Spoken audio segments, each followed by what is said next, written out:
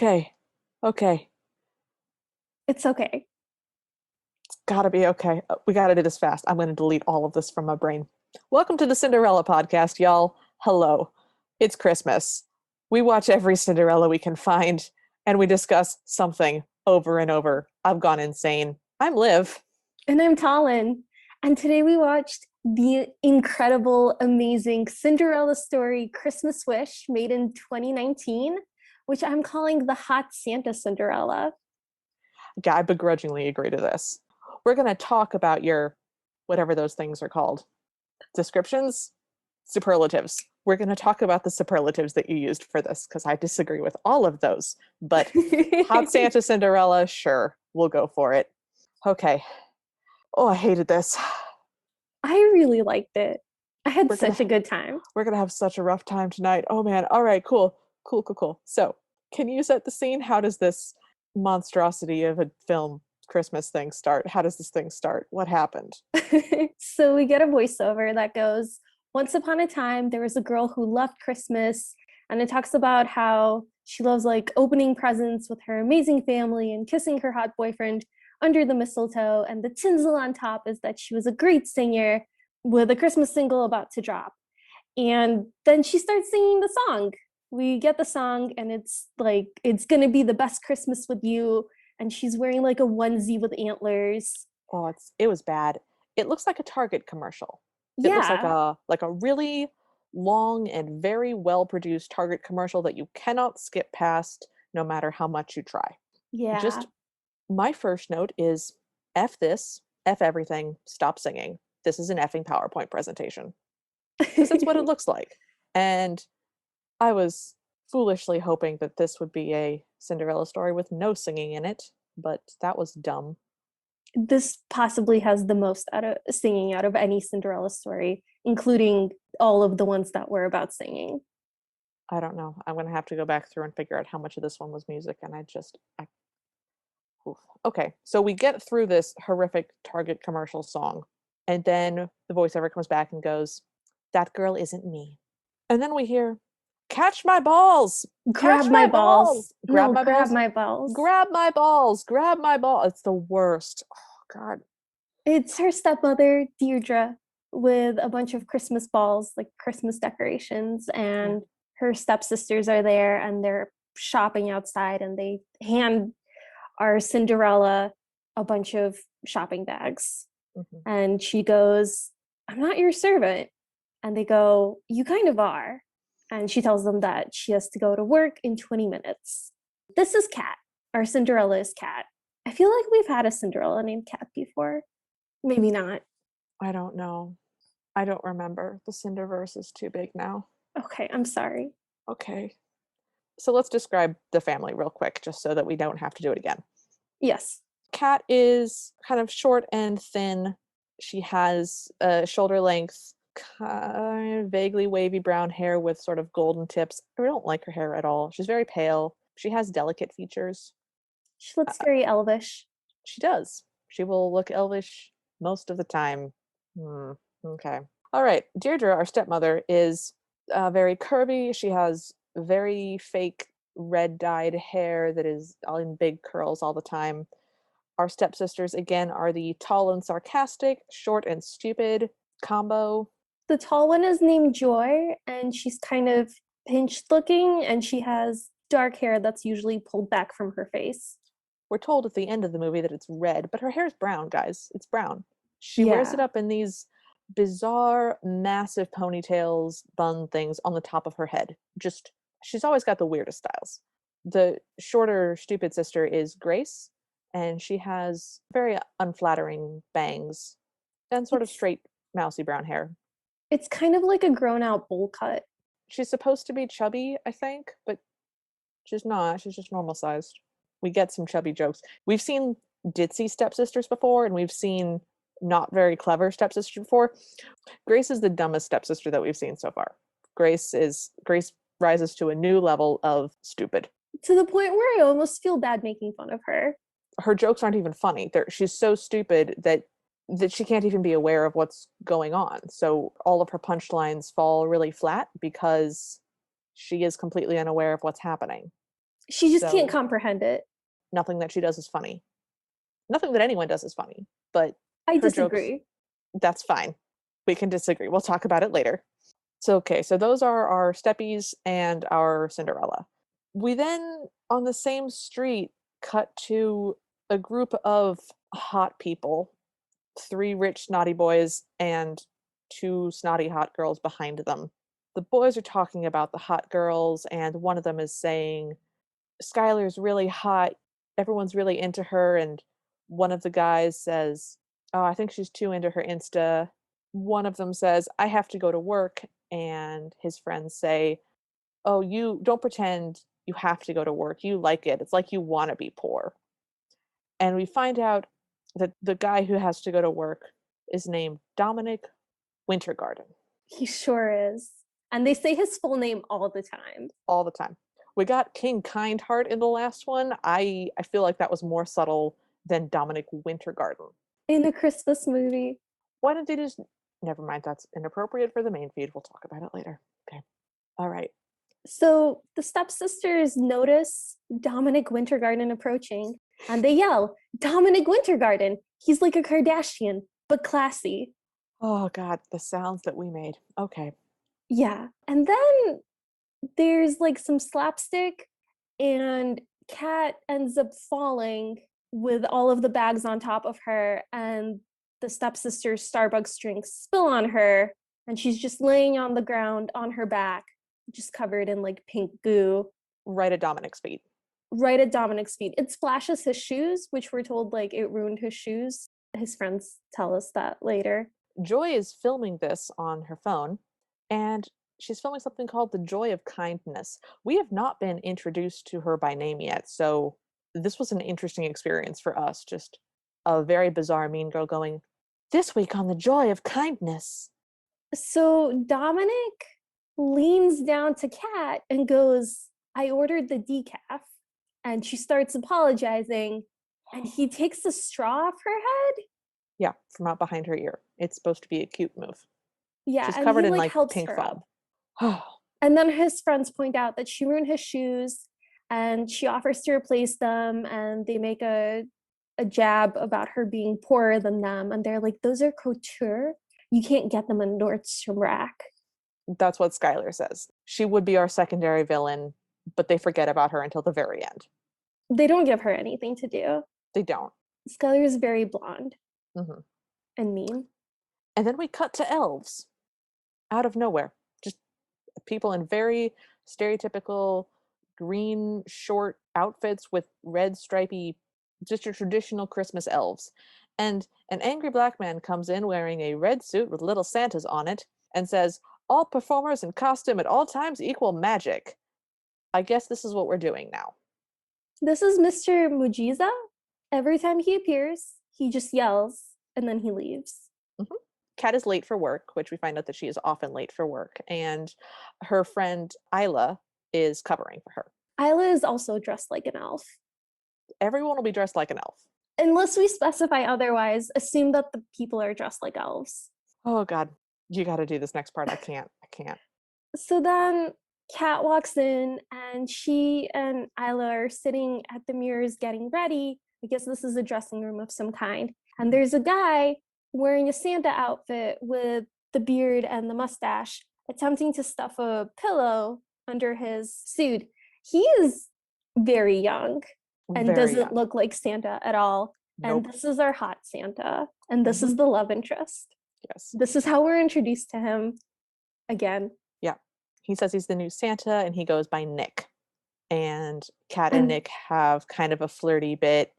And he says, Have we met?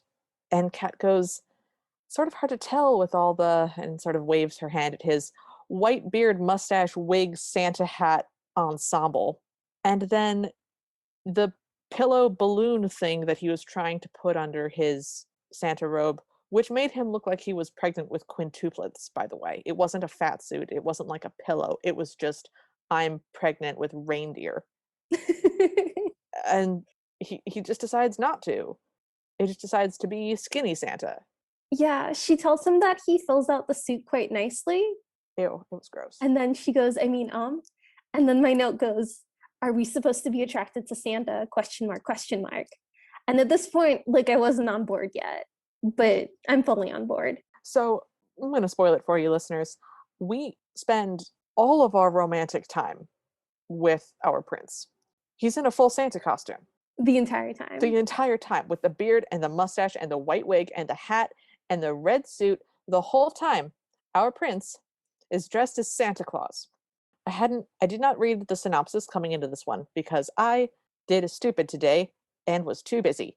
But I was hoping that Santa would be the fairy godmother, that there would be a Santa fairy godmother who would come in to grant, oh, I don't know, a Christmas wish. I was not expecting a Santa prince. I wasn't prepared. I'm so happy this happened. So in this scene, we also find out that Kat writes the music for all of the songs that they sing, which I find like very questionable. Yep. And then we see her friend Isla singing the song that she wrote on stage and dancing with like boy elves. hmm And it goes like toys, toys, toys, I can't wait, etc. This is just the Toys, Toys, Toys song. I hate it. It's a terrible song. Kat And comes out and starts to sing with Isla, and she's auto-tuned. She's got an auto-tune and an auto reverb in her unmiked natural voice, which I hate. And this is a song for children, but she's singing it kind of flirty towards Santa, but it's for kids. And it shows us multiple shots of small children in the audience, but she's sexily singing this again, toys, toys, toys song towards young Santa who's ripped. I hate it. I hate it. I hate it. I'm good. I'm fine. she also does a lot of vocal flourishes, like she thinks she's Mariah Carey in this Christmas number. Yeah, here's the thing. She has a nice enough voice. If they would just not auto tune and auto reverb it, her voice is fine. It's okay. She doesn't need that. It's terrible with that. She can just have an okay voice. It's okay. So in the next scene, Isla and Kat are counting out their tips, and Kat gets $58, which is not a bad haul, she says. But at this rate, she'll get an apartment when she's 40.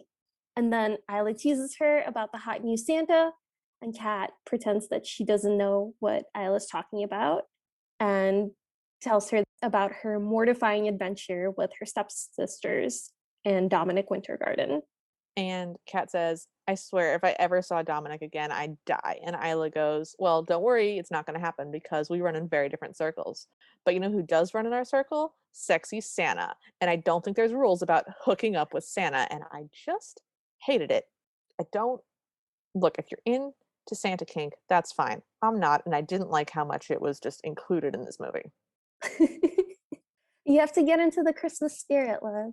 I hate Christmas. All right. In the next scene, Kat comes home and says, I'm sorry I'm late. And Deirdre, our stepmother, walks in sort of a weird evening gown and goes, how dare you just waltz in here after a night on the town? And Kat goes, I was at work. And Deirdre goes, tomato, tomato, which was a little bit funny. Mm-hmm. And then we see a small French bulldog in a wheelchair, in a little rolly cart wheelchair. Yep. And we're told that that horrible dog peed in the corner.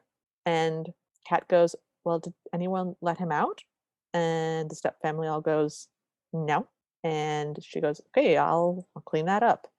And basically say, see that you do. And they give her a ton of chores, clean the hair out of the shower drain, Febreze all my shoes, wash the floors, dishes, something.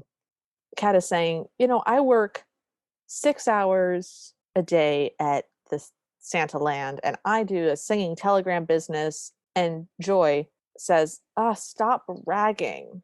And Kat's like, I'm not bragging. I work.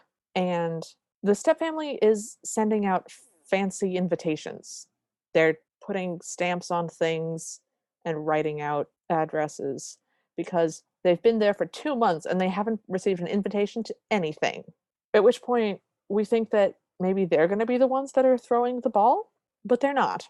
So this is just a weird thing that doesn't go anywhere and leads to nothing.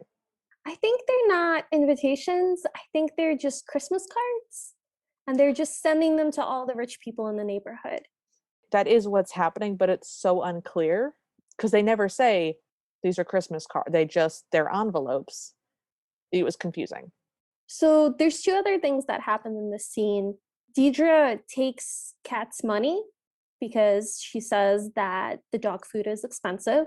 And she also tells us that she gets to use any of the money that Kat's dad left her until she turns 18. And anything can happen in 4 months. So she better do what she says. And then we get And, another song and then we get another song. about magic in the air. Sure. This song is instigated by shaking a snow globe with a single thing inside of it. We can't see what it is. We never get a close up to see what it is. So it just sort of looks like it's maybe a statue of her dad inside this snow globe. It's not, but that's what I thought it was for a long time. It's like a twisty metal thing in the middle of it. It just looks like a modern art sculpture. Yeah, it's just a single iteration of a double helix. It's weird. This song, thank God, is ended when the stepmother opens her door and the stepmother's jaw is wrapped like she's a zombie, and then she closes the door, and then we're done with that scene And then we see a swimming pool. with an old And man in it. yeah, there's a dude swimming laps. And I'm like, oh, are we going to get like a shirtless shot of a hot guy? Nope, No, no, that's not what happens. nope, nope. This is another topless old man is swimming. This is how we meet the king, Dominic's father. And I was like, I don't want old King Cole swimming to be a theme. If we get a third one, it'll be a pattern. I don't want that. I hope this never happens again. So Dominic walks in and he's trying to ask his dad something. And he's like, for this year's gala, I want to do something with the entertainment. But the dad's cell phone rings and he picks it up. And Dominic is crestfallen and starts walking away. But then the dad goes, Nick, tell me what you had in your mind. And he's like, no, never mind. And he walks off anyway. Yeah. And then the And dad goes back to his phone call. they're trying to go for the my father is rich and too busy for me, and I'm lonely and sad about it. But they fail. They do not hit that mark. No, not at all. Yeah, this is a dad who is definitely busy because he, as we find out later, is a billionaire with a B. That's a And direct quote. it's a direct quote. Several times we get that. Oh God, I hated it. This is also the first time we see somebody called Dominic Nick. And that's our first hint that Dominic is our sexy Santa. Other than it being obvious. Yeah. I'm Yeah, sorry if I ruined that for you. whatever. It's fine. It's fine. But yeah, so his dad is busy because he's a businessman, but he stops and has time for his son. So they very much miss the mark. It was a weird scene. It didn't have to be in a pool. We cut to the stepsisters, and Joy is saying that her video of Kat falling down with drink on her face is going viral. It has over 10,000 views. And Deirdre is also in the room with them, announcing that she has intentions to marry Dominic's father, Mr. Wintergarden. Mr. Wintergarden, because his wife is also dead. And she says, I need to find a connection. I need to find a way to get invited to that party, essentially. She And also says that it left poor Dominic without a mommy. oh, yeah. And that was the worst thing that happened to me. Yeah. I mean, so far. Then Grace goes, I don't have the whole lot. My notes just say, Grace says, dead dad, dead dad, dead dad. Yeah. So she goes, dead dad. And they're like, what? And she's like, dead dad. And they still don't get it. So she spells it out for them. And she's like, they were besties. And it's Yeah. all in Kat's photo books. Yeah. Finally, they're like, do you mean Jason? And she's like, yeah, dead dad. It was horrific. It went on for so long. Yeah. So they all pile into Kat's room and go through all of her picture albums. Her dad did a lot of exploring work and wild animal rehabilitation rescue stuff with Mr. Wintergarden, whose name is Terrence, we find out later. And they're trying to find stuff. I guess they make fun of her song lyrics in this red journal that she has. And then one of the stepsisters picks up the snow globe, and it's Joy. And Joy is saying, oh, she loves this thing. I don't even know why she likes it. Blah, blah, blah, blah, blah. And Deirdre sees the bottom of it and says, oh, it's from one of the trips to Antarctica or something. It's from the North Pole, Liv. I was close. It's Christmas. Of course, it's from the North Pole. I didn't even make that connection. So I it's didn't make. inscribed with that and the date. Yeah. Okay.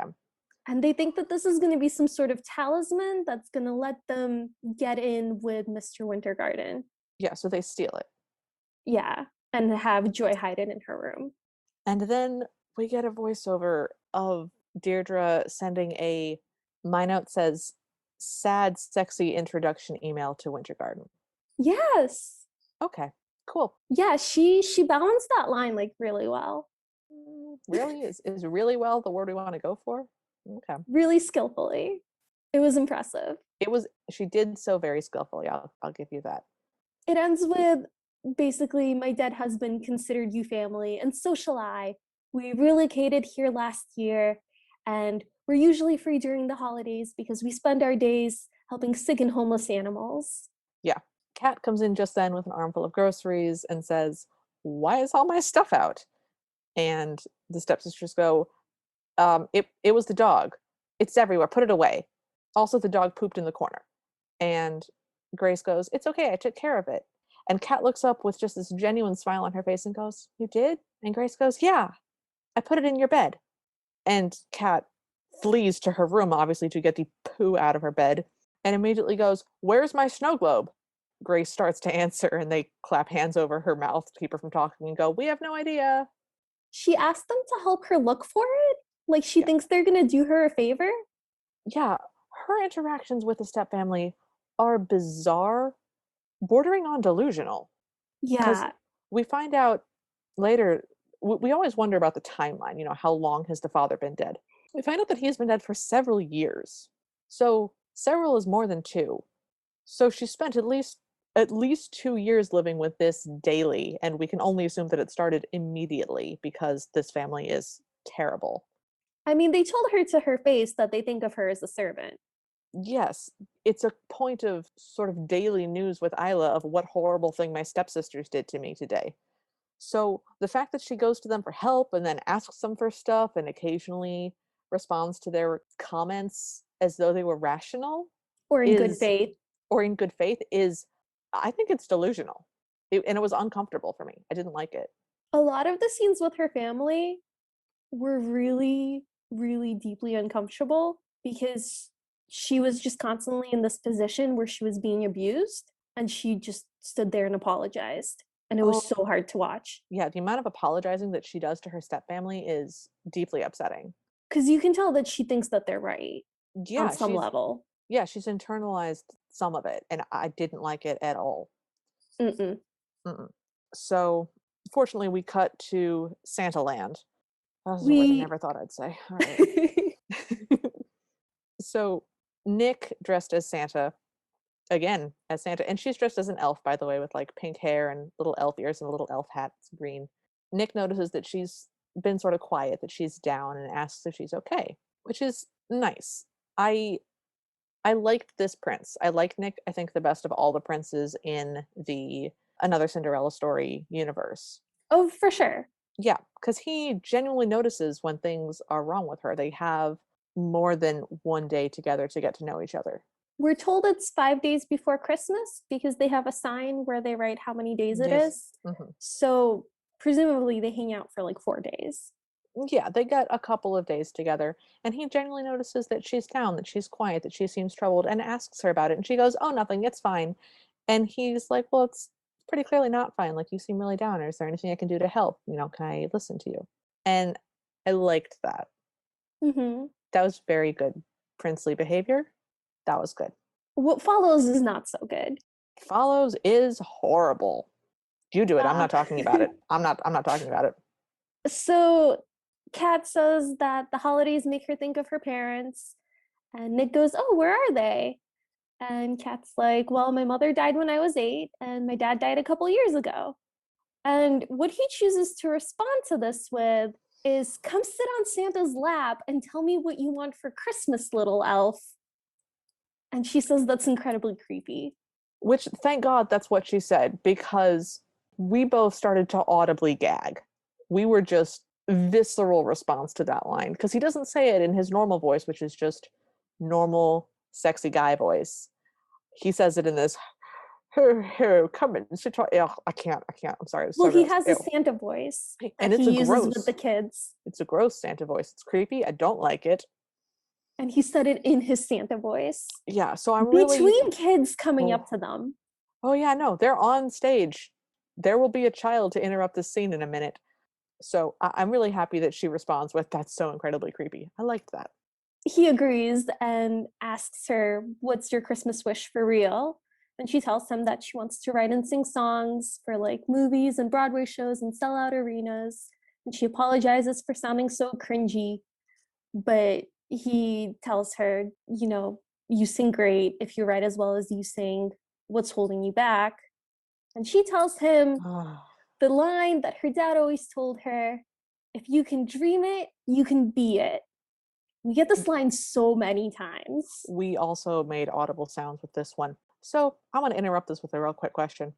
Do you think this line is better or worse than the "Don't let the fear of striking out keep you from playing the game" tagline from the Dead Dad? I think it's worse. I think it's worse too. It's just more cheesy It's and more easier pointless. and vaguer and stupider. If you dreamed it, you can be it. That let me tell you about my nightmares, sir. I do not want to do that. Well, it sounds like her dad was very wealthy. Yes, he was. So for him, maybe that's true. Like, if you can think of it, you can just have it. Yeah, there's a lot of bizarre rich people propaganda in this movie, and I also didn't like that. Yeah. The I rich mean people are nice. I mean, there's always an undertone of rich people propaganda because we always get a prince. He's either literal royalty or he's super famous and we can assume extremely wealthy. But this movie is really, really upfront about it.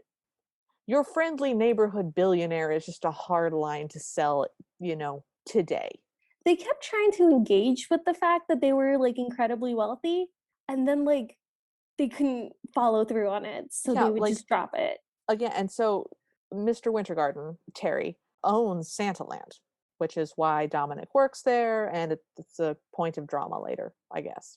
He also owns like hotels and Yeah, other things. which means that he's a billionaire, and he hires elves to work at his Santaland, and they work for tips. And here's the thing: when you work for tips, by law, you don't have to get paid minimum wage. Like servers, I think legally get paid $2.13 an hour now, today, in 2021, whatever year this is. And then the rest of their income is just tips. And so he's paying them significantly less than minimum wage and certainly less than a livable wage. And we stress over and over that he's a billionaire. I'm trying so hard not to swear, guys. I'm trying so hard. So Okay. anyway, Okay. Where are we done? no, no, we're Okay. not done. So then Kat tells him it's your turn, and he like whispers to her, "I have a couple of bands." And she's like, "Why are you whispering?" And he's like, "I don't want my dad to find out." And she's like, "Is your dad Mr. Majiza?" And Which is he's really like, cute. That was a funny line. I like that. "Keep it on the DL." And then it turns out that when he says he has a couple bands, it means he manages them. I don't know what that means. Me neither. And they're called Trash File, and another one is called DJ Sock Puppet. Yeah. And she's heard of DJ Sock Puppet and she's excited about that. She asks, "Why do you want to keep this from your dad?" And he responds, "I just don't think it's what he had in mind for me and I wouldn't want to disappoint him." She goes, I don't think that would disappoint him. And he goes, "I don't think your dad would be disappointed in you either." It's a cute moment between them. This is all interspersed with kids coming up and sitting on his lap and him doing his Santa voice. We get the scene in multiple parts. I blocked that from my mind and now you put it back there. So, nah, not happy. So there's a knock on a door, and it's a man in glasses that we haven't seen before. We get his name later. I don't remember what it is. I think it's Scott. Okay, Scott. And Deidre opens the door with like a face mask on, like one of those green ones that covers your face. And she basically tells him we're not interested and closes the door on him. And he says, "I'm here on behalf of Mr. Wintergarten."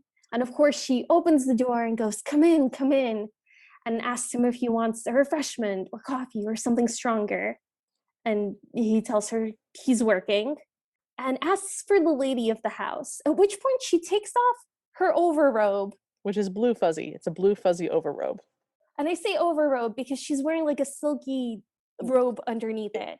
yeah, it's a silky sort of dark red, brown, green floral robe, like leaf patterns. But both of our immediate responses was, "Oh, please don't be naked," which thank God she's not. It was like that scene in Emperor's New Groove where Yzma's lifting her skirt Oh yeah, and they're relieved to find out that she's got a dagger or yes, whatever it is. yeah. It was like That's that. it was very like that. That was the experience that we had. So she tells him that he found her. And then Bruno, the dog, comes on the scene and she's like, oh, that's just Bruno. Ignore him. We can't get rid of him. And Scott is like, oh, Mr. Wintergarten loves special animals. And she immediately pivots to, and he can't get rid of us. We just love him. And then she takes off her robe again. And we freaked out again. And underneath, she's wearing like a slip. Yeah, like a dark red slip. To be So fair, as a jump scare, it did get me. I don't know if that was intended to be a jump scare, but it succeeded. I was worried the first time, and then I was equally worried the second time. So they got me with the same trick twice. Yeah, which, well done, movie. So Scott hands her two invitations to the gala and a personal letter to her and Catherine. And she goes, I have two daughters. My youngest daughter is special. And he's like, I'm sorry, I only have one daughter on the list. And she goes, special like the dog. And it is a charity, a Christmas charity. And she sticks her hand out, and he reluctantly puts another invitation in her hand Mhm. and then leaves. And she yells, thanks, so excited to be helping the hippos and all that. And Yeah, that's the end of that scene. blessedly. This scene is dumb. I'd like to skip this scene. Isla saying, "Yo, Hot Santa's super into you. You want some?" And then they sing Jingle Bells because they do singing telegrams where they go to people's houses and sing Christmas carols in unison. We know they can sing in harmony, but they're doing Christmas carols in unison. Yep. Yep. Okay. And then we cut to Dom's house, and he's booked DJ Sock Puppet, Oh, and that's what that means. I'm looking at my notes and it says DJ Sock Puppet bored by Nick. yep. Okay, I'm glad I could help you out with that. Oh, thank Dom is God. Dom is booked DJ Sock Puppet, and he tells his friend, this is his black friend. His other friend is Indian or Middle Eastern of some kind. I don't know. His black friend is the nicer one of the two. This is Noah. We find out At at the the very very end. end, and Noah immediately is like, "Oh, there's a girl. I know there's a girl. You've got a goofy look on your face." And Dom saying, "Oh no, I'm not. She's just easy to talk to." And Noah goes, "Oh, you're in love. You're obviously in love. Look at your face. I want to meet your boo. Does she have a sister?" And they leave. On one hand, ew, didn't like it. On the other hand, I like that his friend knew his facial expressions and was happy that he was into a girl and wants him to be happy. Yeah, it was nice. I It thought it was was nice. it was nice in a gross way. It was, I don't know how to phrase it. It wasn't my least favorite thing. We cut back to the step family, and Joy is dramatically pouting that she can't go to the gala. And finally, the stepmother and Joy hit upon the idea that they can just pretend that Joy is Kat because Mr. Wintergarten has not seen Kat since she was a small girl, and they can just say that she grew up into Joy. And there's a dead squirrel as a star on the Christmas tree. That's just my next note. Yes. They're also doing British accents because Oh, they think right. it's fancy. And Deidre keeps telling them not to do the British accents. They will continue to do the British accents for the entire movie. It will be the most terrible running non-joke. I didn't write it down because I was like, "Oh, well, this can't this can't possibly be a recurring thing." It was a worse running joke than the taxidermied Sparkles dog in the last one. Ooh. I would rather have a taxidermied Sparkles dog than the posh accent. Would you rather have a taxidermied squirrel on top of a Christmas tree with like little angel wings? Or would you rather have a taxidermied dog in a purse? Oh, I definitely rather have the squirrel. Okay. But if we're trading out running jokes, the squirrel is not a running joke. The squirrel happens once and is on screen for less than 5 seconds. So absolutely. They also never explain it. They never explain it, but they also don't carry it around with them in a little bag and talk to it and make barky noises for it. So definitely better than the taxidermy dog, but I still say the taxidermy dog is better than the stupid posh accent running joke. That's just my Fair. opinion. That's fair. So Kat comes home. The stepmother's being very suspicious about, oh, Merry Christmas, and you can eat dinner with us. Kat has brought home Chinese food because it's a Christmas tradition, several days before Christmas, I guess. Deirdre tells Joy, no carbs, you'll get fat. So good. Love food jokes. And she moves something out of range. We can't see what it is. Kat then goes to her room and is again lamenting, where is my snow globe? Where could it be? And Bruno, the dog in a wheelchair, takes her to Joy's room and starts pawing under the bed where there's very obviously a snow globe. But before she can see it, the stepsisters walk in on her and say, how dare you break into our room? And she apologizes so genuinely, like, I'm so sorry. I'll never do it again. I followed Bruno in here. And the stepmother goes, if he led you into oncoming traffic, would you follow him? And Joy goes, we can only hope. And I'm just like, oh, ew. Because she's apologizing so sincerely for invading their privacy, even though they just went into her room and took all of her stuff out, which she knows because all of her stuff was out. Yep. That's And the the part fact that that kills me. Like, where does she think the snow globes go? Snow globes don't just locomote themselves about. There's only the 4 of them in the house. yeah, it's amazing to me that she didn't suspect her stepsisters immediately when her snow globe went missing. Can I break into here and tell you a really quick story about a time something went missing? Because I don't Yeah, want to talk about the Cinderella.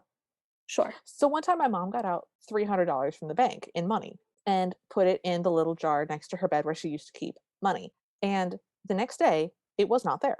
And my mom was like, super trusted me. We never had any issues. I never went into her purse. But she was like, hey, honey, I absolutely don't think you took the money from here, but there's only the 2 of us in the house and the money's not here.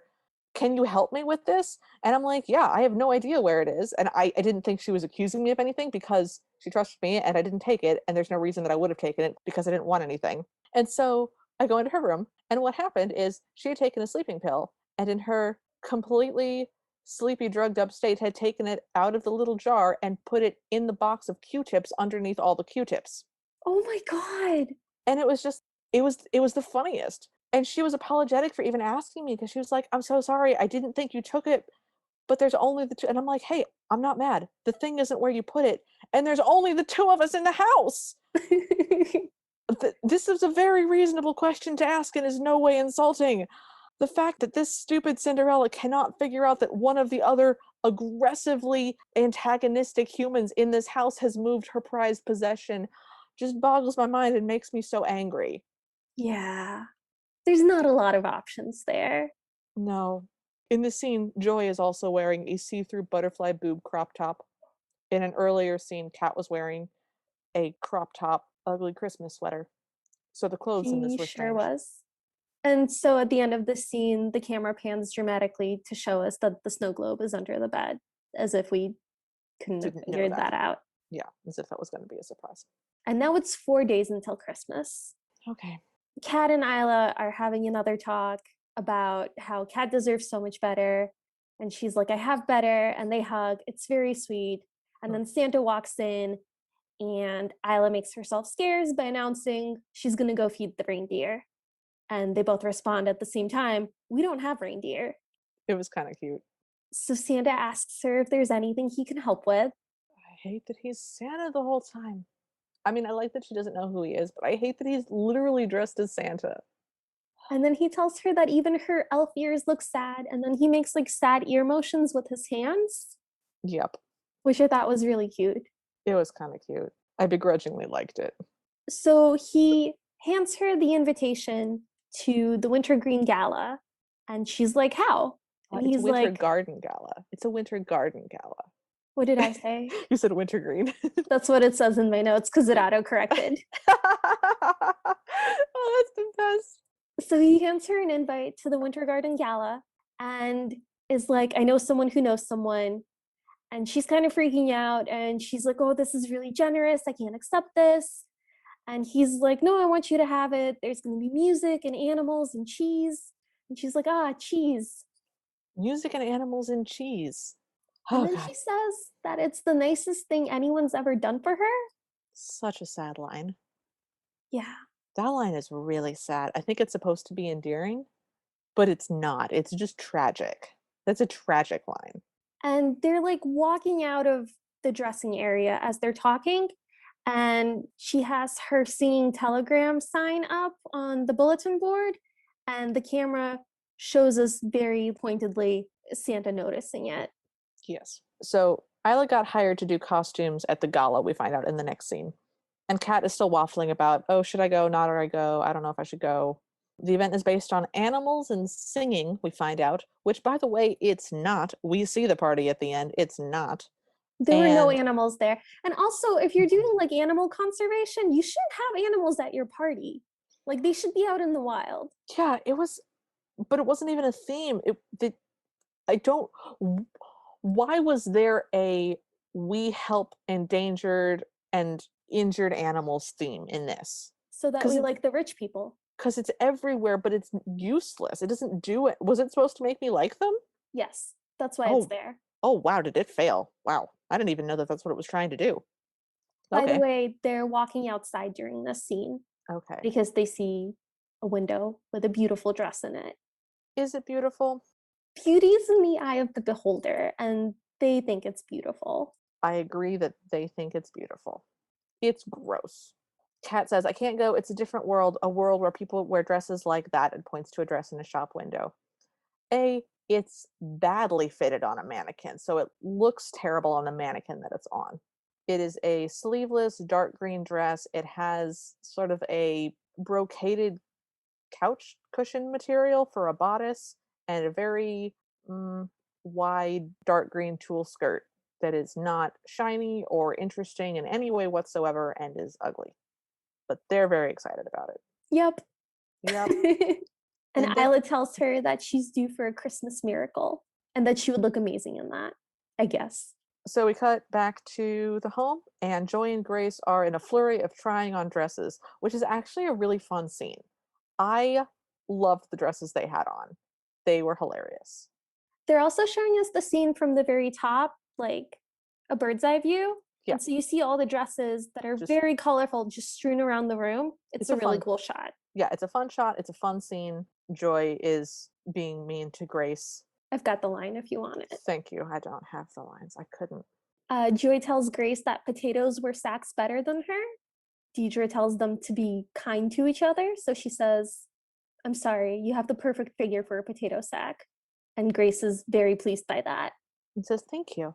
Because Grace is genuinely not with it. Grace is in a different movie. Grace needs some assistance, and I don't love that she's the butt of every joke and that she tries to do jokes because it's just not funny. If she were just super ditzy, I would be happier. Yeah, she's not like distracted. She's just very, very stupid. At some point, she'll be mad and she'll say, Joy said that my dress size is bigger than my IQ.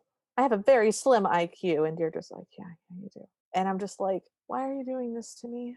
Yikes. Why are you doing this to me personally? I don't like it. So the stepmother at this point is actually wearing a very beautiful black dress with a sort of old-fashioned lace trim around the collar and sort of a hanging lace sleeve that comes off of her bodice. It looks sort of like the sleeves that Brandy has on her Cinderella, but it's like an old-fashioned lace. It's a really pretty dress. This is not what she will be wearing to the ball. This is not what anybody will be wearing to the ball. Why do we have this scene? Because this movie hates me and wanted itself to go on forever until I died. You said you liked this scene. I did like this scene, but I didn't like this movie. Okay. Okay. So Kat walks in and she's like, what is all this? And she's told, we've been invited to a charity. And she's like, we have? And they're like, no, no, no. We like us, The three of not us. we like you. Yeah. I don't have any of the lines in this. I have the fetus line and that's it. I have the fetus line as well. They tell her, poor girl, we only received 3 tickets. And Deidre says that she works hard every day to make these connections and make things happen like this. And what do you think I do all day? And she's like, well, spray tan and go online. And she's like, you could use some spray tan. You look like a fetus. Like a fetus. Yeah, I don't know what that means. Are fetuses known for being exceptionally pale? I don't, that pale is not the first thing I think of when I think of fetuses, to be perfectly honest. Pale is not, I mean, if anything, they'd be fairly red because they don't have skin. Yeah. So So like a zombie monster. so Like a anyway, tiny zombie monster. live, snap out of it. So Kat brings up her father again, and Deidre is like, your father was out saving manatees and other stupid things like that. Get to work. You're as pathetic as your dad was. Yeah. You're dreamers or something. And now it's So 3 days until Christmas. Kat's late for work, and we see her running in, and their boss yells at them, and she's on stage with Sexy Santa. God, I hate it. And we get a bunch of freeze frame shots, like Polaroid photos of them. I don't know why. It's like a montage, but in still frames.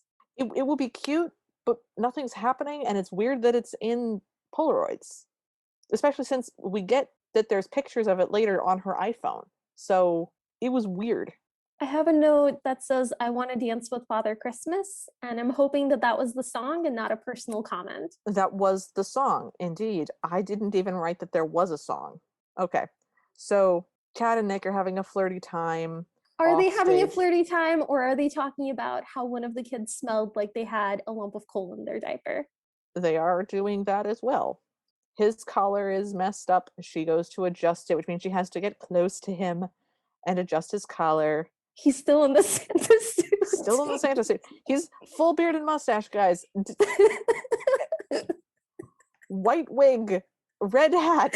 I can't see enough how much she's just like an elf with little ears and purple hair and a green suit and green leggings. And it's just and we get the worst thing in the world. Oh God. Okay. Okay.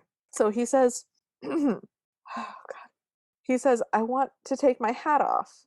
And I feel like we've met before, at which point Talon and I both went, yeah, at your job where you work together. It's We've been seen like a this. couple days. It's been a while, man. And she says, oh, we can't take our costumes off. Our boss's rule is all costumes all the time equals magic. And he goes, I still wanted to take my hat off. And she goes, I want you to take it all off. And there's a long, awkward pause. And she goes, I mean, the Santa bit. And then we get What do we get, Liv?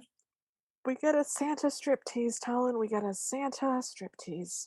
There is no other way to describe it. It's a There's Santa no striptease. other way to describe it because that's what happened. He takes off his hat and wig, and she sees that he has brown hair, and he gives her flirty, waggly eyebrows. And she takes off her elf ears and gives him a flirty smile, and then he slowly and sexily takes off his Santa mustache, his white curly Q Santa mustache, and then he takes off his beard, at which point she stops her part of the Santa themed striptease and says, oh my God, you're Dominic Wintergarden. And she freaks out and she goes, I can't take my costume off. Your dad owns this place. I could lose my job. To which he responds, that's a good point. I understand. And then says, the gala. Let's meet there. Like a blind date. That's not how blind dates work. And he says, I want to kiss you. And they get very close and they almost kiss. And then Riley interrupts with, we're on now. Sees that they're about to kiss and goes, or we could be on later, and leaves. And then their boss interrupts them again with more stuff. He tells them, do you want to be singing elves or toilet scrubbing elves on stage now? I just have a line that says, what is happening? Why was there a Santa striptease, Tom? Why did that happen to me? It was just a very festive Christmassy striptease. He also said, I took off mine, now you take off yours. I wish you could all see Liv's face right now. Oh God, I'm in so much pain. I hate this movie. I did not want a Santa striptease. If I ever want to watch a Santa striptease, the internet exists. I can find that. I don't want to find that. It needs to stay in its own lane in the internet, not on my computer. In a Cinderella movie. In a Cinderella. I thought my Cinderella verse was going to be safe from Santa-themed stripteases, but I guess I have to lower my expectations again. That's going on our list of after-party worsts of what terrible thing would you like to not have happen in the Cinderella ever again? Santa stripteases. I never want there to be another Santa striptease. Ever. I can't imagine how it could ever come up again. Don't say that. It'll happen again. God, you just jinxed us. What's wrong with you? So Kat comes home and she's singing to herself, and Deidre is sitting in the dark and flips on the light, and she's got like a glass of wine in her hand, and she goes very menacingly, hello, dear. You seem happy. And Kat's like, no, I'm not. I mean, I'm not happy. I mean, where is everyone? And Deidre's like, it's just us girls. They're And out. And we're yeah. like, is she gonna murder her? Is this gonna be a murder? Because if this turns into a murder Cinderella, I'm back on board. And Kat's like, are you okay? And Deidre's like, we never spend any time together. And then they start talking about Kat's music, and Deidre's like, it's your dream to write songs, isn't it? Aren't dreams wonderful? I used to have dreams. I used to be a beautiful dancer. I was going to be a prima ballerina. I didn't always look like this. I had the best arabesque in New Mexico, but then bunions ruined my beautiful dancing feet. And then we get a gratuitous foot shot of like a really gross foot with a big bunion. Yeah, my notes go, I had dreams. I was a beautiful dancer. I want to be a prima ballerina. Then I got bunions. Why is this happening to me? Deidre says, I was a true artist and I can still recognize talent. And there's a long pause, and she goes, and you, my dear, don't have it. Keep your job at Santaland. That's all you're ever going to be. You should burn your book because it's just going to remind you of all your unfulfilled dreams. And then the stepsisters come in with the weight and IQ line. Yep, yep, And now it's 2 days before Christmas. yep. There's a pep talk happening. I have it in my notes that Kat is giving Isla a pep talk, but I think that's backwards. Yeah, Isla's giving Kat a pep talk in like a cafe. Yes. So Isla's saying, so what happened when did he recognize you from the Starbucks video? And Kat goes, he doesn't recognize me. I didn't take off my outfit. And confesses that she really likes him. But when he finds out that she's Starbucks girl, because that video is still viral, I guess, he'll never want to see me again. And she's very concerned about it. She's also very concerned about her knockoff brands, and that keeps coming up. It won't ever matter. There's never a payoff for that. And then Isla says something. Talon, you really liked this line and really wanted it to be in this podcast. So what was the line that Isla tells Kat? Oh, I went back for this line. Like, I willingly watched a part of this movie again to get this line for you all. So Isla says, I, as you know, am a hopeless romantic. And when I see a love garden trying to blossom, I have to tend to its soil. I'm the gardener of love, Cat. Those are the words that she says with her mouth. Those are the words that she says into the camera with her face hole that were written down by somebody. And somebody signed off on that line and said, that's a good line. I want to keep that line in my movie. And she says, after the I'm the gardener of love, she finishes that with, so I'm going to need you to go to that gala and get that man. And I got you something. And Kat goes, you didn't buy the dress. It was like a fortune. And Isla goes, no, I did not buy the dress. I made it. Sure. In the day. My mom's a dressmaker, everybody, and does historical costumes. Dresses take so long to make, like a lot of time. And patterns also take a long time to make. Also, fitting them to somebody takes a long time. None of this happens fast. So It I don't also know. looked like the bodice was embroidered. Like, you can't. You can't know. The dress that she makes, we do see it in full. The dress is worn later, and it is prettier than the one that was in the window. So I'll give her that. It fits better. It fits better, and the bodice is more of a full corset and less of sort of just a boob thing, and it looks better. So it's still not great, but it's better.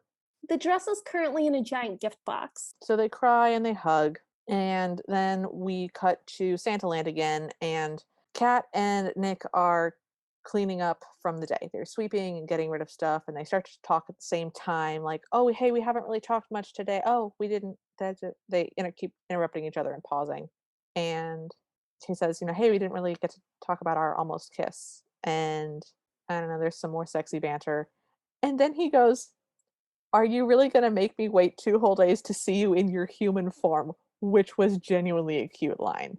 That was genuinely adorable. I love it. It's great. Yeah. And Kat says, "So, how would your girlfriend feel about our almost kiss? You have a zillion Insta girlfriends. What is an Insta girlfriend?" Is it like a girl who likes a bunch of your pictures and you like her pictures? On Instagram, or is it Insta as in, like, right now, like Insta coffee? I don't know if that means you have a bunch of girlfriends just waiting to go, or if a bunch of girls like your stuff on Instagram, which I don't think that Insta girlfriend is a thing.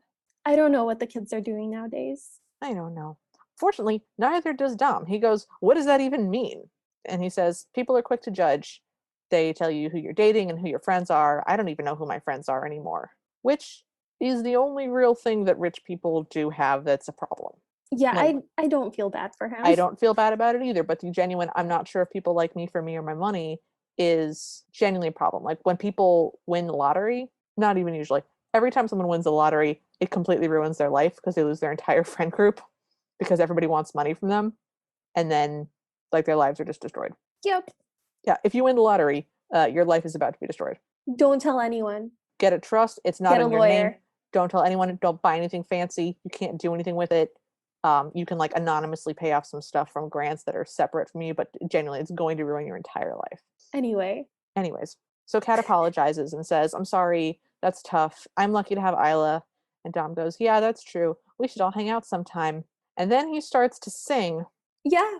and I'm I'm going to read my notes. Okay. My notes go, and then he starts singing, "Santa brought me to you." And they sing the stupidest, worst love duet. I actively started to cry and just took out my headphones. I hate every second of this. I can't. I will literally die. I hate this. I'm not even listening. I'm just watching it on the screen and I hate it so much. She flies, whatever. I hate it, hate it, hate it, hate it, hate it, hate it. So that's what happened to me in that scene. I didn't listen to that song. I literally took my headphones out. I couldn't do it. So I started to cry. so Dominic is like singing a song to her, and then she starts singing too, and they're like doing a dance and singing, and this is not happening in universe. This is like a musical number. Before, all of the musical numbers were happening like within the context of the story, but this is like a musical like that you would see on Broadway, kind of. But it's taking place on the set of this Santa town thing. So it is happening to both of them. Neither of them are imagining this. It's a weird question about what is and isn't reality in this movie that I don't think this movie was like prepared to address. But anyway, Dominic at this point has taken off his Santa beard and mustache, but he's still wearing the Santa outfit. And Kat is in her elf getup with the wig. It's Yeah. pink. So for whatever reason, they're now on a carousel, and the song is like, "Santa brought me to you. I'm no longer a little kid. Santa's bringing me something different this year." And then they both climb on a ladder, and then they're like running on a bridge, and he throws up snow, and they go, "Santa brought me to you," and they hold the "you" really, really long. And then I also have the note, "she's flying?" Question mark, because she jumps off something, but she like levitates in the air for a beat too long, and it's bizarre. Very bizarre. And then they're holding each other, and it fades to black, so I don't know how they disentangled each other from there. I do not regret my decision to take my headphones out for that. I don't think I would have made it. I think we would have had to stop the record. It And was I would incredible. I was laughing the entire time. I was crying the entire time. Like I had such a rough day and this movie just broke me. I just was like, I can't. I will not be able to stop crying. I have to not listen to this. I was cackling. So we finished that horrific song, and Kat returns home carrying her dress box, and she's very happy. And she goes to her room, and the stepmother sort of sneakily opens her own bedroom door and sort of stands in the hallway as though she's surprised that child that lives under her roof is returning. This was really weird. It's not like she saw her carrying a package. She just saw her coming home, like her door closing, like you do when you get home. It was weird.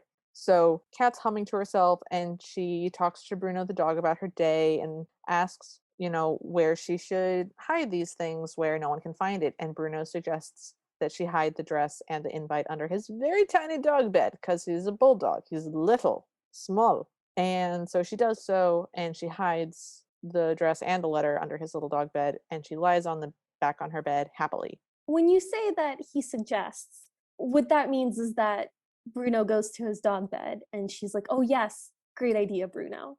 No, and pause at the underneath of it. He goes to his bed and sort of digs around the base of it from the outside to sort of lift it up and suggest, "Here, you should hide it under my dog bed."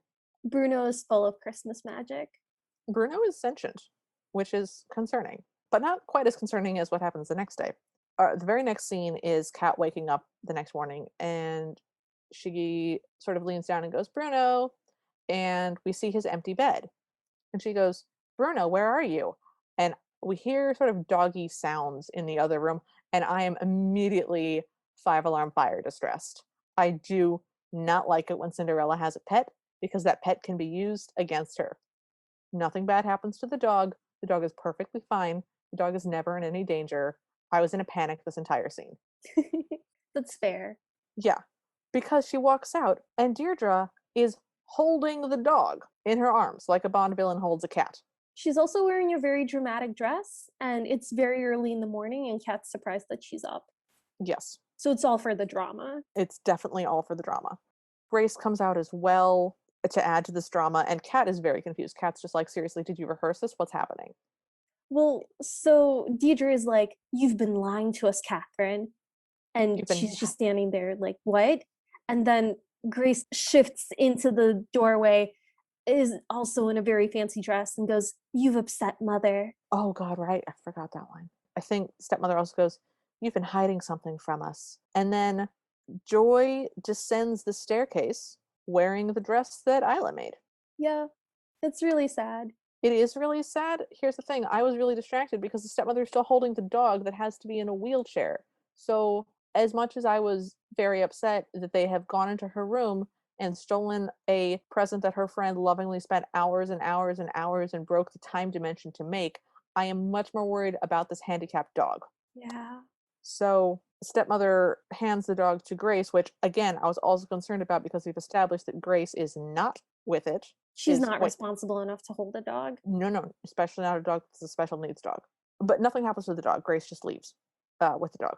Deirdre then waves around the invite that Dom gave to Kat for the wintering party, for the winter garden party. It's such a stupid name. For the winter garden party, Kat is just begging her, just please, can I have it back? I never ask you for anything. And Deirdre just straight up slowly lights it on fire In a candle. with a candle and holds it while it burns the whole way. Just a big dramatic fire in her hand, and continues to say very mean things as the cat is just pleading with her and apologizing, like, "I'm so sorry, I lied. I'm so sorry, I kept it from you." The apologies were the worst part. That was the most upsetting part for me. Was Definitely.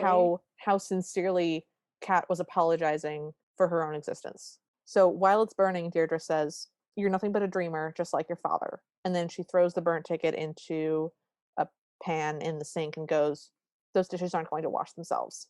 She also mentions the inheritance again and tells her that she has to do everything as she says Yeah. if she wants it. Yeah. So we cut to the next morning, evidently, and Kat's phone is ringing and it's Isla saying that they have a gig. They have a thing at the Winter Garden estate and tells her that she should sing that Christmas song. And Kat tries to tell Isla, hey, something horrible happened. And Isla's like, tell me later, which sort of is building this scene where there's going to be drama between the two of them that the dress has been misappropriated. That doesn't happen. That's what I thought that scene was going towards, because it's pretty obviously what that scene was going towards. It's not what happens. Yeah, I don't know why the plot required her to say, "Tell me later." I think she could have told her then and it would have been the same. Yeah, we also don't get a scene where she finds out. She has found out futurely, but we never see that scene. So it was very weird because it was very much playing up the that's the dress that I spent hours making for you and you let your stepsisters have it. No, I tried to tell you, they took it away from me. Like that's clearly the scene they're setting up, and that's not what happens. Not at all. So then we're at Dominic's house, and his terrible friends are there, and also the two girls, Ashley and Skylar. And his one friend is like, "Skylar's obsessed with you." Skylar is sitting right there. I think Skylar and the other hot girl are part of their friend group. I think the entire friend group is the five of them. So we have Nick, we have the black friend, we have the Middle Eastern friend, we have Skylar, the hot blonde girl, and we have Ashley, the other one. Ashley, the dark haired girl, who is also, I think, supposed to be hot. And they're teasing Dominic about this girl because he's been telling them all about Kat. And Mm-hmm. they're like, "Is she at least hot?" And he's like, "That's not what it's about." And they're like, "Oh, she's a dog, isn't she?" Ugh, so And they're gross. like, "What does she look like?" And he kind of smiles and goes, "Like a sort of adorable little elf," which is correct, but not But helpful. not helpful and not the right thing to say in this situation. So what's happened is he has ordered a singing telegram from her to see her again. They work Yeah. together. So she gets there. Well, he's like, "Don't be jerks. Don't mess this up for me." Oh yeah, yeah, yeah. Sorry. And then he goes to open the door because she's there. And she's like, "Ho, ho, ho, holiday Graham." And he goes, "You're amazing." And she's in her full elf getup. Again, Minus the always in ears. the elf getup. Minus the ears. She's left off the ears. Because Yes, he says, "You really do take that rule seriously," and she sort of taps her non-pointy ears, and he's like, "Oh, bravo, living on bravo, the bravo." wild side. Yeah, something. So she's like, what is this? Like, did you hire me for a singing telegram? And he's like, yeah, I wanted you to come over and I didn't think you would. And she's like, so you're stalking me, but like in a friendly, like she's teasing him way. But no, like that's a really like that's a jerk move. I don't know that the problem is that he's stalking her. I think the problem is that he's hired her. It's not stalking, it's that he's bought her services because he wants her company, which is something that you do when you're super rich and you can just buy people. Well, he You know? put her in a position where she couldn't say no to him Yes, exactly. because he was afraid she would say no to him. Yeah, so he is our favorite prince. He's just trying to do cute stuff and he kind of fails because he's kind of a dumbo sometimes. But yeah, I didn't like this scene, although I didn't feel like it was his fault. I thought it was his fault. I blame this entire scene on him. I think it was societally his fault because he doesn't understand that that's a creepy thing to do. I don't think that he did it with creepy intent. I mean, I genuinely think he was like, oh, this is great. I get to see her again. And Yes. like that was the extent of his thinking. Yes, I agree.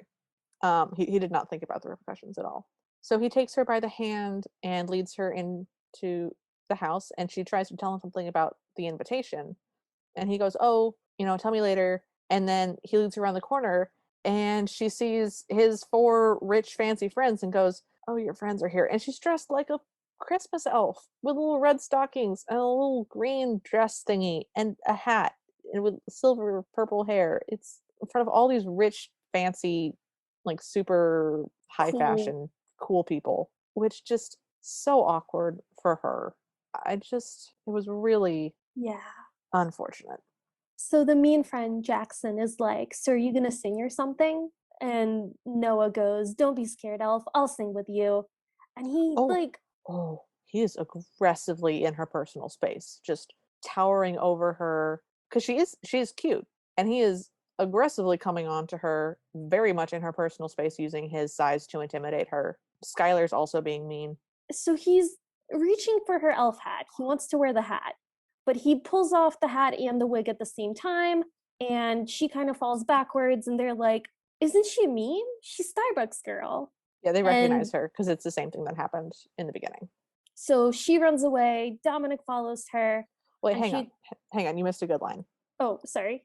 So while his friends are sort of like, "Oh my gosh, you're Starbucks girl," and she gets this, very tearful look on her face and is sort of righting herself.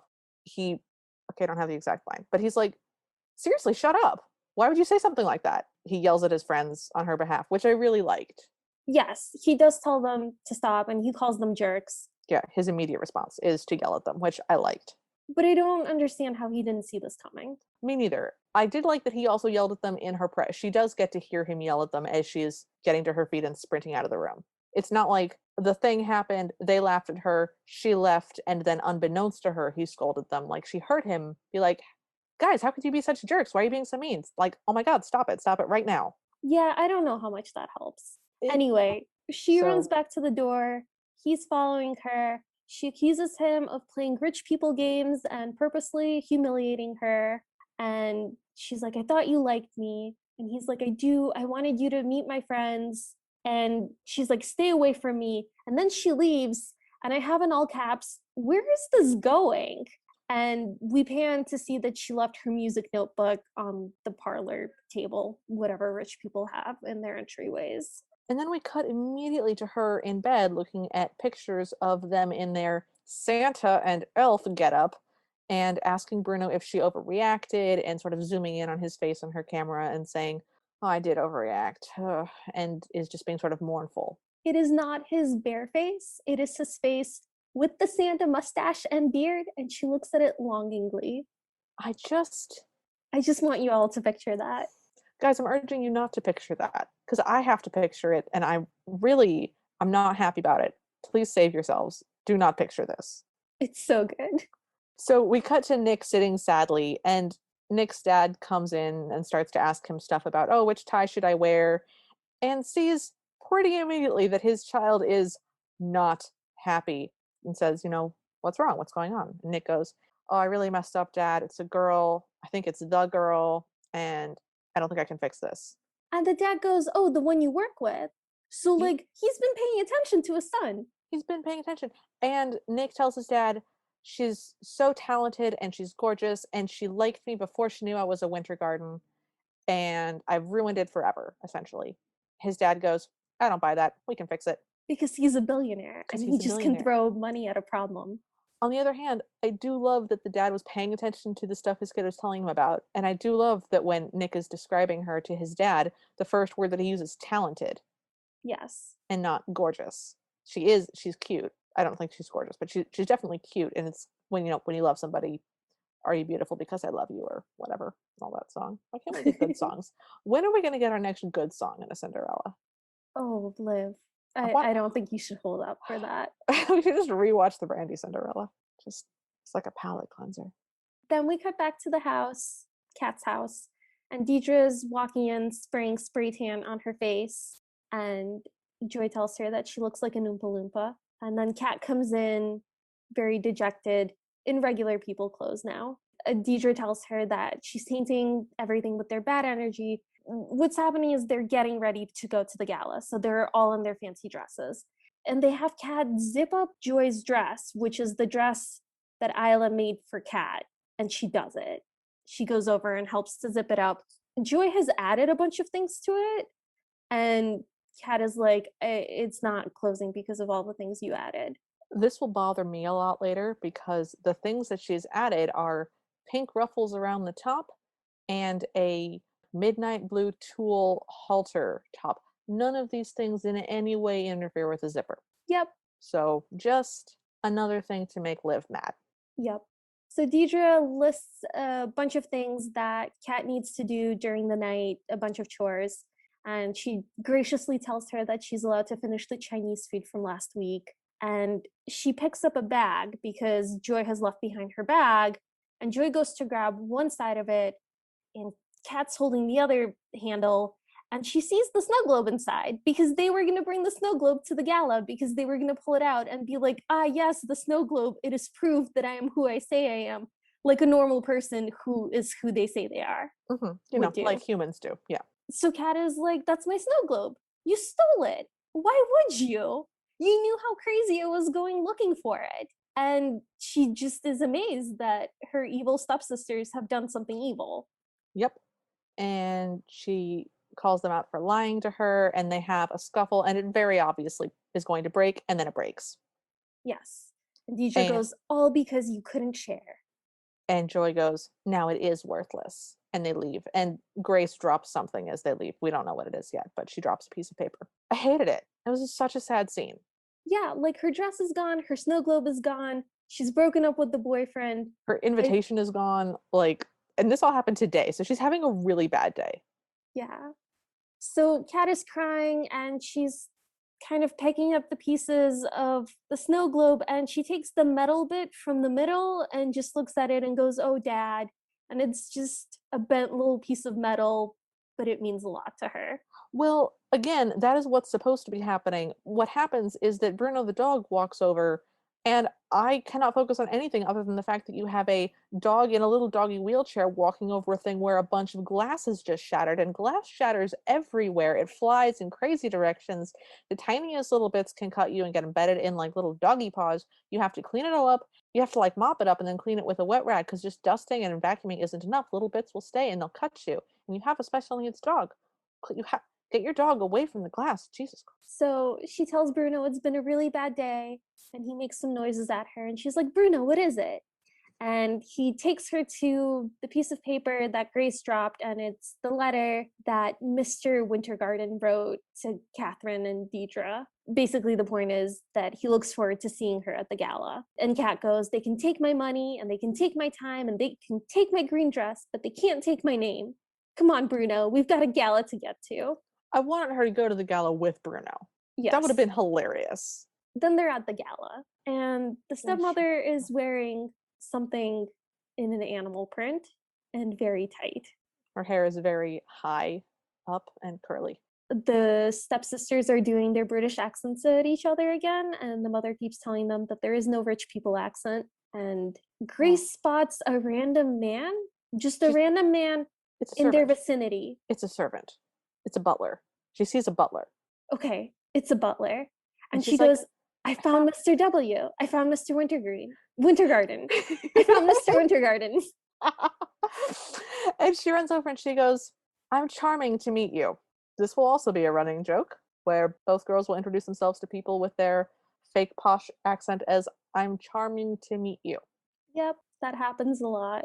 Meanwhile, Kat is in her elf costume again, and she's in the servant area in the back, Backstage of the house? which has a stage, by the way. Sure. And Isla is basically planning to sneak her in with the performers, and that's why she's in an elf costume, because they're all also in elf costumes, but they're very different elf costumes, so she Oh, still sticks out a lot. yeah, she in no way matches them. Then we cut back to the stepmother and the stepsisters, and Deidre goes, Claws out, pussycats, time to go in for the kill, because God. she has spotted Mr. Wintergarden, and she goes, Mr. Wintergarden, I'd recognize you anywhere.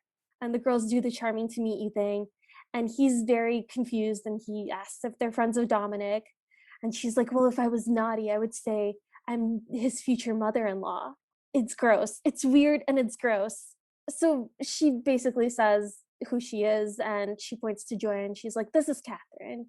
And Mr. Wintergarden is like, oh, look at you, you've gotten so big and you've got red hair now, and didn't your eyes used to be brown? Which is a weird amount of things to remember about a girl that was the daughter of a guy that you haven't seen in like 10 years Yes. and didn't even know he was dead.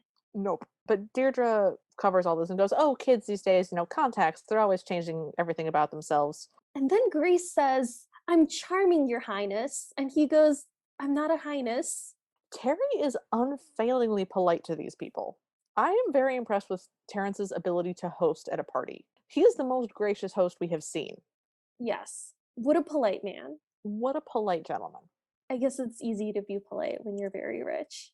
Yes. So Deirdre has Joy, prompts her to tell Terrence all of the facts about her dear father, and Joy launches into what is very obviously a bio of the dead father, whose name is Jason Decker, because she keeps messing up the Decker part and referring to him as Decker. And Deirdre interrupts her with Daddy. It's horrible. It's horrible. It's like She's just reading a bio, she's but she's memorized it, so she's she's memorized the reciting it. yeah, she's reciting a memorized bio, and she keeps saying Decker instead of Daddy, and it's so obvious. It's so obvious that it's not funny. Yeah. Terry goes, "Oh, Jason and I traveled everywhere. I got very close with Jason. I They want were them to lovers. I want them to be lovers. In my heart, Terry and Jason are lovers." Anyway, so Dominic shows up and is introduced to Kat, and he goes, "Oh, the second cat I've met this month. I invited my cat, but I don't think she's coming," which was kind of cute. I It's kind of also like. a bizarre thing to say to a person that you've just met. It's a weird thing to say to somebody you just met, but it's kind of a cute line for us to watch. Then Terry says, you two used to play together when you were about 4 or 5. Do you remember that? And Joy immediately just slinks up to Dominic and goes, I remember playing Doctor. We should play that again. And Noah, the black friend, comes over and goes, I'll play Doctor. It was so gross. It was so gross. But In the middle of this, in my notes, I just have the word nope, and I don't know if that's Dominic or me saying that. me neither. Dominic is also very clearly not interested. He is actively trying to back away from this aggressively toothy, smiling young woman. She does very good, intense, crazy eyes, I will say. So we get that scene and it ends, thank God. With And Dominic running off. yeah. And then there's antics about being on stage, where Isla's trying to get Kat in, and the stage manager, who, man, I want to see the story about the stage manager, because the stage manager of this whole production is having a time. So there's antics. Kat winds up being on stage when she's not really supposed to be, and then dancing starts. And she's been hiding, but the thing she's been hiding behind spins, and so now she's in view, and everybody's wearing elf costumes, but different types than hers, so she doesn't match. And they're all doing a very well choreographed dance, And she decides to just try to dance along. Which is the worst decision she could have made. Yeah, it's the worst. It's horrible. It's horrific. She is out of time with everybody. It is a very realistic depiction of what happens when you try to just improvise the choreography that everybody else has practiced. So it was very realistic in that sense. There was a bunch of moments in which all of the dancers would be like down and she would be the only one standing up. And it was just incredibly awkward. Oh, yeah. But because of this, Dom notices her and recognizes her immediately, as do the stepsisters And stepmother. and stepmother. Her whole stepfamily notices her. Dom leaves the party to go find her, and Skylar stops him. Skylar, our hot girl, who is, I think, possibly supposed to be a secondary villain. And she's like, there's some mistletoe, I think. And he's like, great, you and Jackson should go find it. So Skylar goes, this can't seriously be about the elf girl. She's so not in my league. And Dom sort of stops and looks at her and goes, no, she's not. But Skylar, you can always dream. I loved it. That was a great line. That was a great set down. I loved it. That was It was fantastic. fantastic. It was so good. So good. And so well delivered. Just, he delivers that line perfectly. The perfect pause, the perfect expression on his face. Just, chef's kiss. Loved it. Meanwhile, Kat is still dancing and she's spinning with an elf who's holding her hands. And the elf is like, what are you doing? You're loosening the grip. Don't let go. And Kat's like, I can't. And because of the centrifugal force, the elf that she's holding flies all the way into a wall with a crash. Yep. And then the curtain comes down. And then the stage manager storms in, who is a very angry black woman with a clipboard. I would say very frazzled. Very frazzled. This is a much put upon black woman with a clipboard who's having a terrible night. I felt so bad for her. I have been the stage manager. Oh my God, that poor woman. That poor woman. Oh God. And she says, she comes up to Kat and she goes, you have to go on for the Snow Queen. And Kat's like, I'm so sorry. What? And she's like, well, our Snow Queen is unconscious because you just unconscioused her. And now you have to go do it. Which, that's not how that works. Well, Isla introduced her as a singer previously, and she's like, you're a singer, right? So go sing. Basically. And Kat says, well, I won't fit into the costume. And Isla goes, well, I made you another dress. Yep. It's your Christmas miracle. What? Yep. And they just drag her off stage, and the stage manager just sort of screams, I need a dresser now. And Isla goes, I'll give him your track, which I guess she has a recorded track of her music now, just conveniently available. Was this Isla's plan all along? Could she have foreseen this somehow? Either Isla is secretly a future teller and has oracular powers, or she is bonkers and just got lucky this once. How many other things has Isla planned that have gone horrifically wrong? Anyways, Dom is backstage trying to find Kat. Deirdre is also backstage, but the stage manager stops her and is like, yeah, you can't be back here, go away, and drags her out. It's very satisfying. It's very satisfying. So Dom walks through a doorway or something, and he sees Kat in her Snow Queen dress, which is nice enough. It's white, it's got sort of a sparkly bodice and sort of a high collar with like embroidered holes in it and rhinestones, and it's got a tulle skirt but in multiple layers, and it's a nice enough dress. It's okay. It's fine. And her hair is now up in this nice little half chignon thing. And he says, oh, he says, wow. He says, wow. He's like, you made it. And she's like, oh, I was afraid I would never see you again. And he goes, I tried to find you, but I didn't even know your last name. And she apologizes to him, and he apologizes to her for the whole thing. And she said, I was trying to find you. And he sort of smiles and he goes, the ticket would have been easier. And she goes, oh yeah, I tried to tell you, but my stepmother burned it. And he goes, who's your stepmother? And just then, Deirdre shows up. And Kat goes, that will be her. Deirdre starts to be a mean stepmother and sort of coo over Dominic, like, oh, this poor girl is blah, blah, blah. Just traditional stuff that would happen then. But then the stage light comes on because they're on a stage in front of people, in front of the curtain. And the curtain goes up. And the curtain goes up and the spotlight comes on the 3 of them. And they're just standing there. And Kat is like, I can't do this. Dominic is like, you left your songbook at my house. You're amazing. And then he says the most terrible words I have ever heard. Your dad was right. You dreamt it. You can be it. Kat, you got this. So the stage manager comes onto the scene, and I don't have the exact line, but she's like, "Hi, hi. I hate to break up this tender moment, but there's a show going on right now. You need to leave." And they're all like, "Oh, right. There's an audience in front of us watching us right now." And so they leave, and instrumental music starts to play because her track is on now. And Kat looks down at her wrist and she's got this bracelet that she's attached the weird snow globe metal thingy to. Yep. And she's just thinking of her dad. So she starts singing with her excruciatingly auto-tuned and reverbed voice. And dancers come out to dance around her. They're wearing the hoops that one wears under a hoop skirt. So like kaleidoscoping hula hoops around their body, but mini skirt length, not like to the ground. That would be weird. And basically tinsel, they have sort of antlers and horns, and they're wearing sparkly silver. It's all very wintry, but it's also sort of very Narnia. It's weird.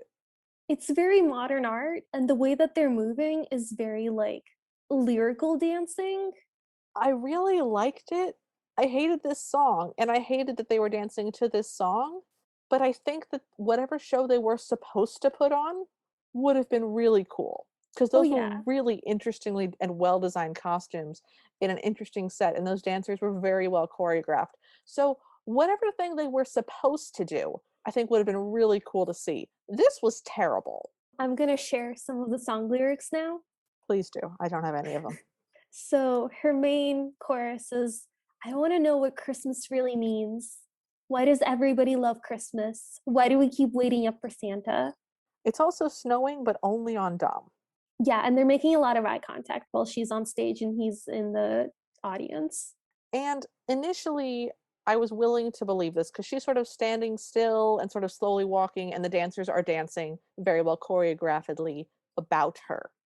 But then they do a choreographed move where she walks on their hands and they carry her on their hands, and she steps in the air onto them, and she falls back and they catch her. Guys, that takes so much choreography and so much practice to do. That's not the sort of choreography that you can improvise in any capacity at all.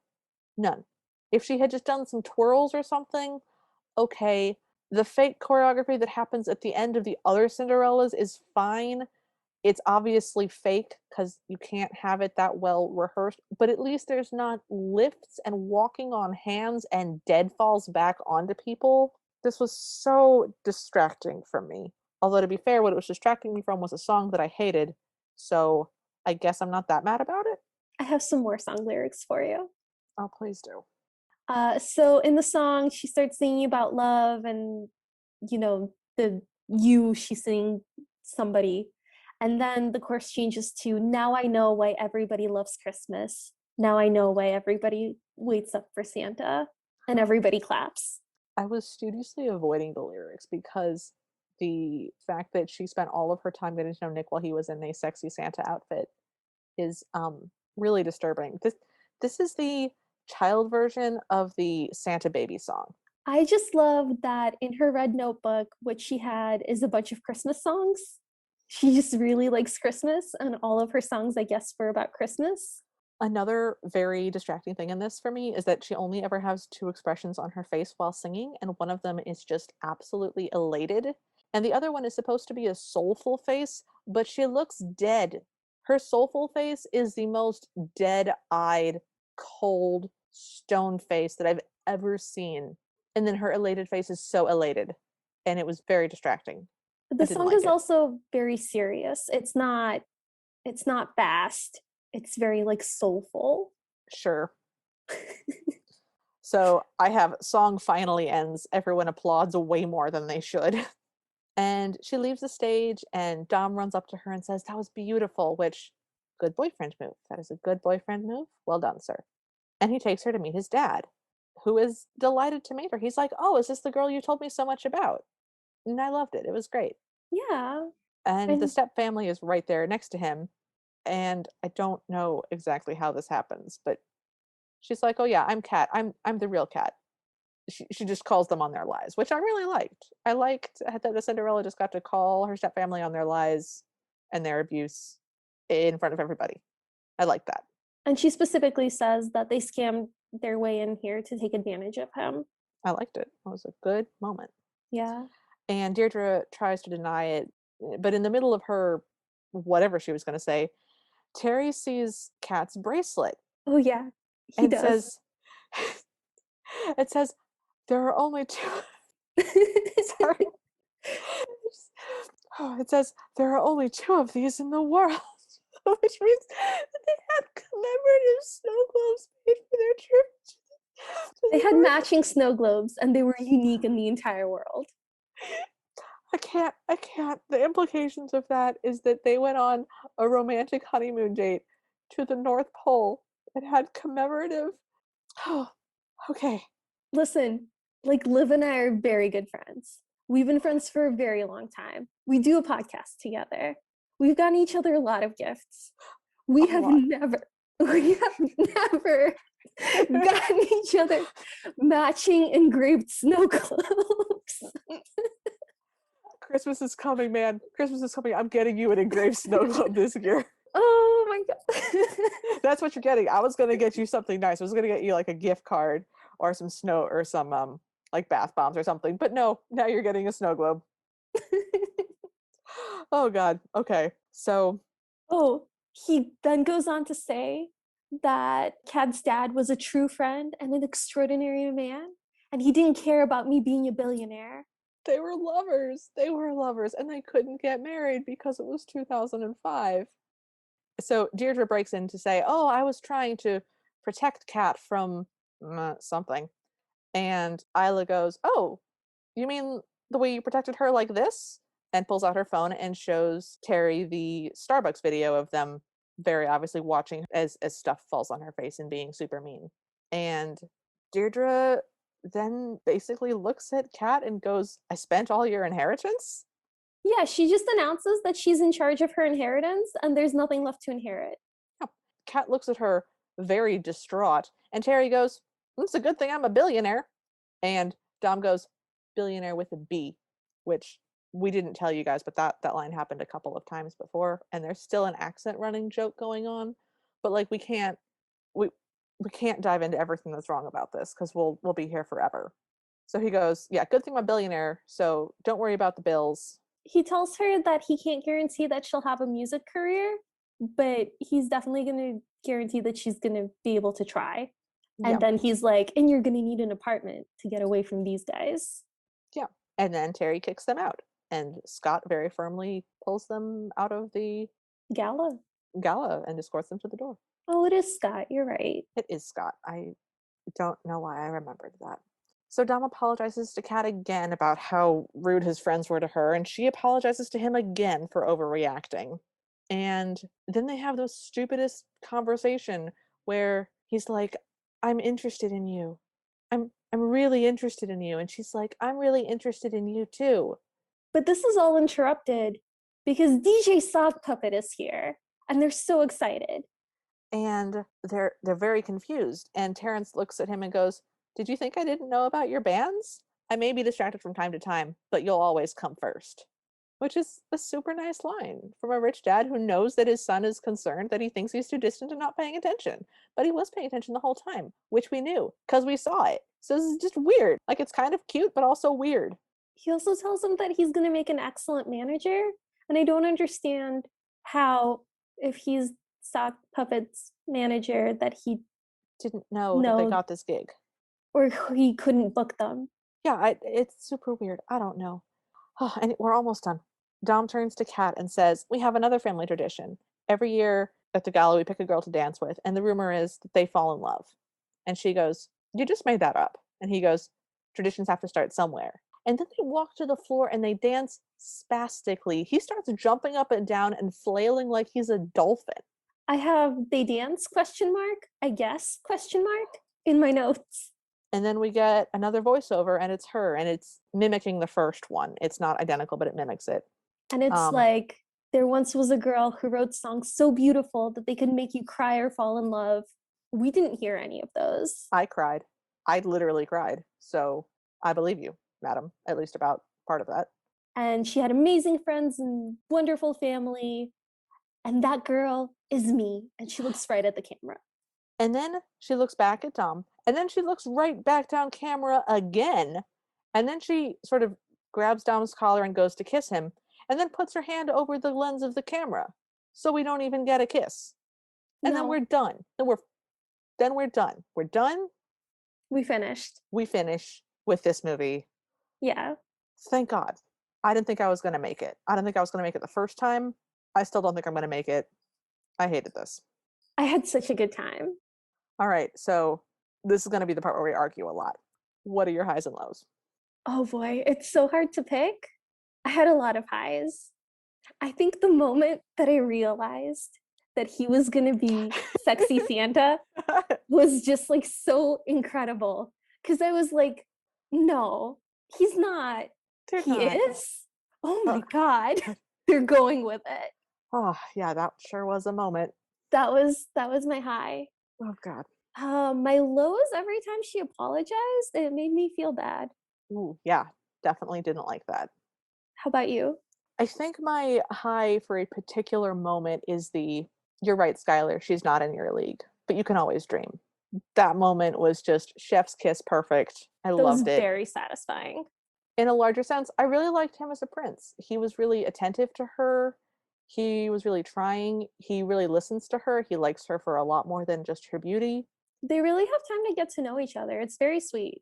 They And do. he's And very cute. yeah, and I like that he's in disguise as well. Like in the other ones, when she gets to know the prince, usually she's aware that he's a prince, at least a little bit, unless they just meet for a second. I don't know where I'm going with that. It doesn't matter. I liked it. That part was nice. My lows, again, hard to pick. Is it the moment that you realized he was going to be Santa?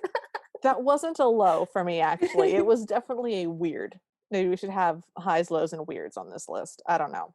I hated the part when the stepmother was holding the dog because I was so anxious about that dog. I hated the Santa striptease. I hated it. But I think their duet, because I literally had to take my headphones out and I genuinely started to cry. Their duet was second runner up for my favorite moment. That was the worst thing that I've ever experienced. I hated it so much. So that's my low.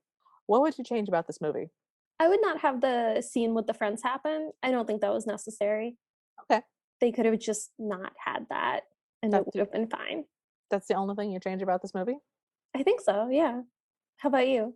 This after party is gonna last so long and it's just gonna be a yelly fight. Oh, I would get rid of all the songs. I would be so happy if this was not a song-based movie. I loved every single song, and every single song needs to stay because each one brought something different to this movie. Yeah, a different level of horror, a different Lovecraftian nightmare. It was Ugh. amazing. So, do you think our listeners should watch this? Yes. No, I think you should watch it. I don't think you should watch this. If you are super, super, super, super into Christmas and you're also tone deaf, go for it. You guys, the prince spends the majority of the time wearing a Santa outfit with a mustache and a beard and a wig. Thank you for making a point in favor of my answer. I You have to appreciate see it. this. You have to see it. How can you hear that and not want to see it?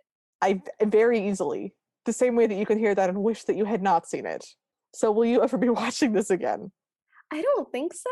I think once was enough, but I'm not saying no for sure. Like maybe. I will never watch this again. I will never watch this again. If I die and go to hell, this will be what is playing in hell. What's your final grade for this movie?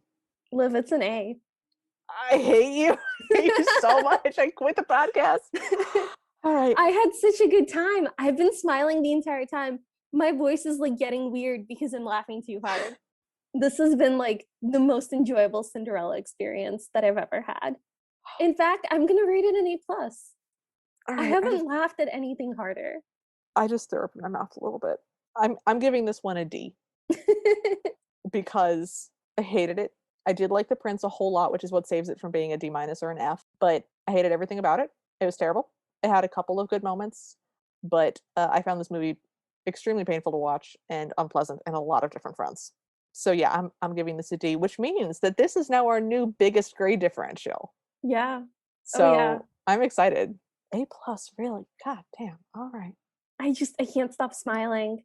And it kept my attention the whole time. Like I wasn't bored for even a second. Yeah, because it's like watching a horrible car crash. Like you can't look away. It's so awful. I don't know what to tell you. Like it Okay. was really good. All right. Well, everybody, you heard the podcast. You heard our discussions. You decide. Let us know what your thoughts are. Well, it's almost midnight, so thanks for joining us.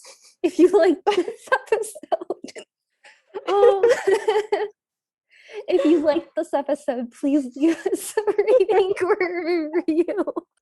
We'd love to hear from you, so follow us at CinderPod on Twitter and Instagram, like our Facebook page, or email us at thecinderellapodcast@gmail.com. If you want bibbity bobbity bonus episodes or to hear us discuss this week's Cinderella, but with more adult questions, language, and beverages, It's going to be so much adult language. It's just going to.